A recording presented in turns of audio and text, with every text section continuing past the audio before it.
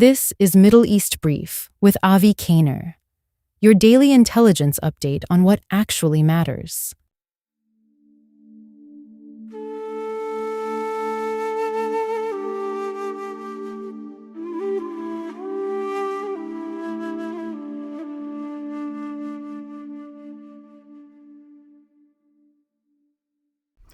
Today's podcast is about Iran's fragile economy. Poverty has spread, the currency has collapsed to an all-time low, and a country rich in oil and talent now faces the risk of deeper crisis. An amount of money that in 1979 could help build savings towards a home and buy durable goods or secure a family's future now barely covers a week of groceries. That is how dramatic the decline has been. How did a nation with vast resources get here? To answer that, you have to go back to 1979, the year of the Iranian Revolution that hijacked Iran. The monarchy fell, a new Islamic republic was born, and it came with a new economic model. The state expanded control. Revolutionary institutions grew powerful. Politics and ideology became tied to opportunity. Then came the war with Iraq in the 1980s, where resources were drained, infrastructure was damaged, oil revenues were consumed by survival and rebuilding. The 1990s brought reconstruction from that war, and the 2000s brought sanctions. The 2010s brought even deeper isolation. And through it all, one force expanded inside the economy. The IRGC, the Islamic Revolutionary Guard Corps, became far more than a military body. It gained influence in construction, ports, telecom, energy, logistics, and finance. When political loyalty shapes markets, merit always loses. Now look at daily life.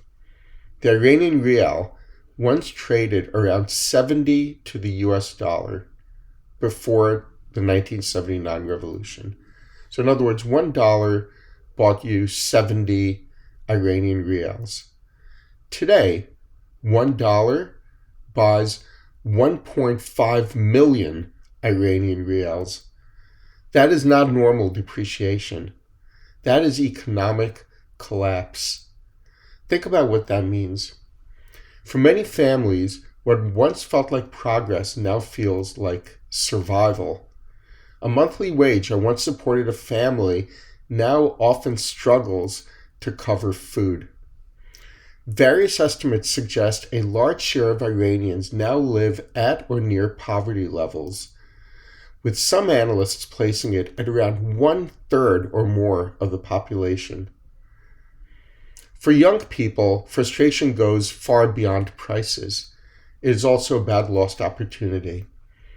In systems dominated by patronage and political networks, the best university placements, state jobs, and influential positions are often seen as more accessible to the connected, the loyal, and those tied to powerful institutions.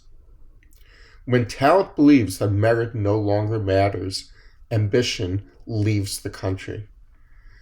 And the problems are not only financial, they are physical. Years of corruption, underinvestment, and mismanagement have contributed to infrastructure failures, including chronic water shortages, drought mismanagement, aging systems, and repeated public anger over access to reliable water. In a resource-rich nation, even water insecurity has become part of the crisis, and the economic pain has repeatedly spilled into the streets. The 2017 and 2018 protests were fueled in part by unemployment, inflation, and anger at corruption.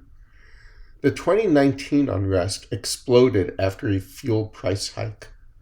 Economic grievances became political grievances. when livelihoods break down, legitimacy is tested. Now comes the newest pressure point, the blockade. If Iranian ports remain constrained, export revenues fall even further. Imports become harder, industrial inputs tighten, consumer prices rise even more. Foreign currency becomes scarcer, and the regime's ability to fund patronage, subsidies, and repression weakens. That is why sustained blockade could be so consequential, not because it creates headlines, but because it attacks cash flow. Regimes do not run on slogans, they run on money. Could that lead to collapse? Possibly, if pressure is sustained long enough and internal fractures widen. No one can time it perfectly, but history is crystal clear. When a weak economy meets public anger and shrinking state resources, political risk rises fast.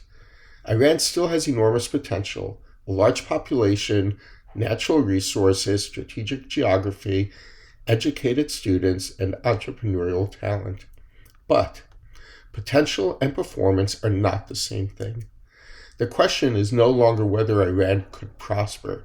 It is whether the current system can change before economic fragility becomes the political breaking point.